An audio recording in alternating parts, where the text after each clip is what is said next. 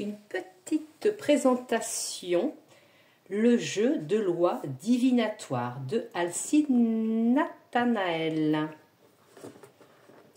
des éditions Le Lotus et l'Éléphant. Et je remercie Marie de chez Disco, directrice des ventes, qui me l'a envoyé pour vous le partager. Donc, le jeu de loi divinatoire arrive dans un petit coffret, une belle boîte en dur, avec une petite oie, comme c'est le jeu de loi, tout en or, doré, avec des petits dessins arabesques, les deux petits dés, une petite image. L'intérieur en arabesque. Livret explicatif. C'est un A5, le format, c'est pas un A6, c'est un A5. 250 pages. Après, je vais le retourner. Le tapis de jeu. Voilà, règles du jeu de loi divinatoire. Alors, est-ce qu'on le voit bien? Oui. Alors, lancez le dé et avancez du nombre de cases qu'il indique, puis se référer au livret.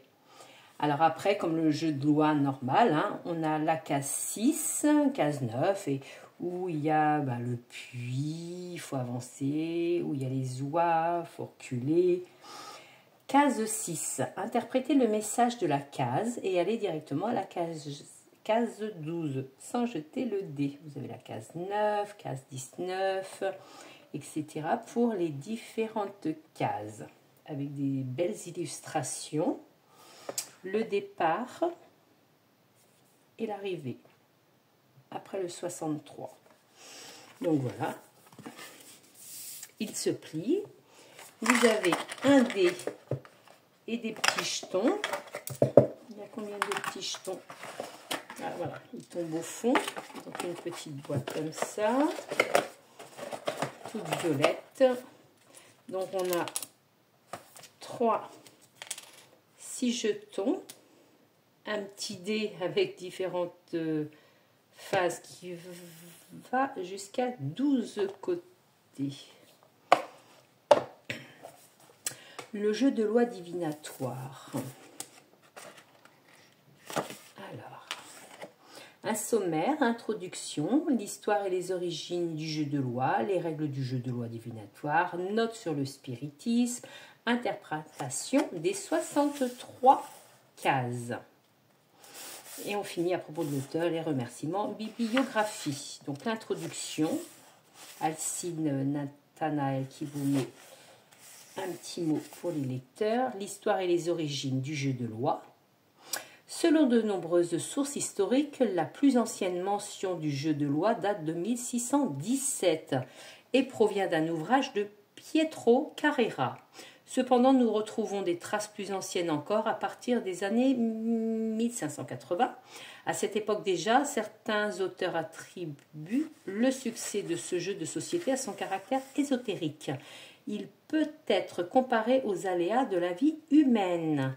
Il est probable que ce jeu tire ses racines d'un divertissement égyptien nommé le Mehen, ou jeu du serpent, qui est l'un des plus anciens du monde, par sa forme de serpent qui s'enroule et de son corps divisé en plusieurs cases. Il se rapproche de la structure d'un jeu de loi traditionnel. Donc, l'histoire et les origines, les règles du jeu de loi divinatoire, les règles du jeu de loi traditionnel, notes sur le spiritisme, et après vous avez le détail de toutes les cartes. Mettons là une, le seuil. Cette carte annonce le commencement d'un état, d'une action ou d'une situation entreprise par le consultant ou une personne de son entourage. Généralement positive, elle évoque les premières idées, les premiers pas, les débuts d'un projet. Tout domaine confondu, c'est la promesse d'une nouvelle histoire, d'un nouveau départ pour le seuil. La 2, la falaise. Alors cette carte annonce les petits tracas, les difficultés minimes, immédiates ou à venir. Oui, donc on joue au jeu de loi et en même temps on fait un tirage divinatoire. Ouais, c'est sympa, ouais. La lampe. Alors, qu'est-ce qu'elle dit, la lampe? Cette case annonce une heureuse perspective ou un éclaircissement concernant une situation trouble vécue par le consultant. le bouquet sentimental, la fenêtre, le pont, les amphores. Donc ça représente le commerce, les activités, vente de biens ou de services, le glas, la fin d'un cycle, loi,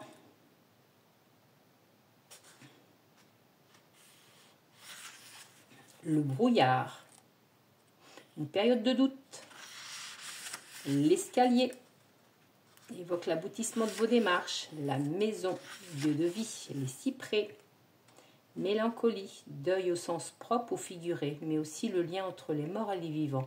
De ce fait, elle représente la médiumnité et la pratique du spiritisme, les boulets de canon, dispute, désaccord.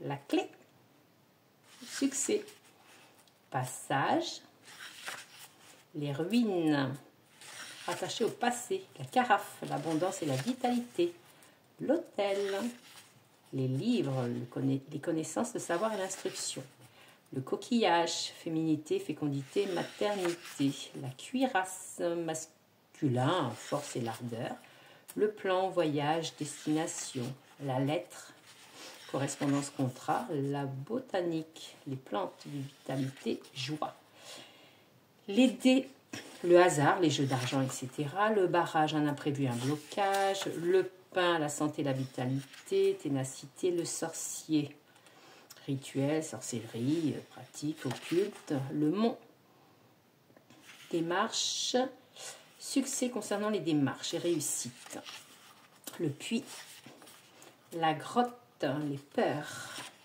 l'ennemi,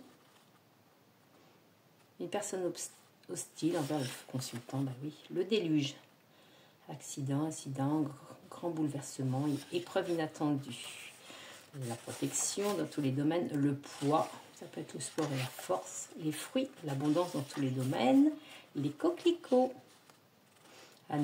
amour ou lien sincère avec un partenaire, le casque, victoire, le fauteuil, stabilité, autorité, elle peut représenter aussi un supérieur hiérarchique, le vaisseau, changement important dans la vie. Hop, attendez, la 42, le labyrinthe, 43, la fleur fanée, une rupture sentimentale ou des liens affectifs rompus, la monnaie, argent ou achat, la ruche, travail, soldat, une entité proche, il peut s'agir aussi d'une présence protectrice et bienveillante. J'ai oublié le 6, le 47, le vin, célébration, l'art de la table, invitation, les bougies, domaine occulte, la cloche, ça peut être une heureuse nouvelle, une naissance, mariage, surprise, la nuit, situation difficile, la couronne, victoire, triomphe, etc. 52, la prison, 53, les cartes, le hasard à tous, 54, l'anneau, héritage, etc. La montgolfière, voyage, liberté, légèreté, plaisir, joie, la pyramide, stabilité, les étapes et les constructions, les lunettes, stage, formation, examen. La mort, le clocher, religion, foi, etc. La hache, outils, construction, travaux, le miroir, qualité, défaut, la tour, force et stabilité, le tunnel pour la 63, voilà, c'est la dernière. À propos de l'auteur, c'est un auteur et artiste peintre qui découvre les arts divinatoires dès l'enfance avec un jeu de tarot familial. Inspiré par les paysages de sa Provence natale et guidé par d'étranges rêves et pressentiments, il sortira son tout premier oracle, les cartes divinatoires d'Algariel, devenu un classique de la cartomancie. Il ne cesse de proposer au plus grand nombre des jeux uniques pour leur époque, l'oracle des sages, l'oracle de Mercure, élaboré dans le respect des traditions divinatoires. Un remerciement, les différents oracles.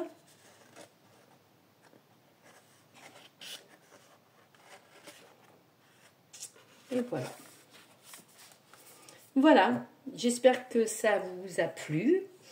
Et ben, vous me mettrez dans les commentaires si vous l'avez déjà ou si vous l'avez commandé, mettons pour les fêtes de Noël, le jeu de loi divinatoire. Et puis, ben, n'hésitez pas à mettre un petit pouce, ça fait toujours plaisir. À très vite.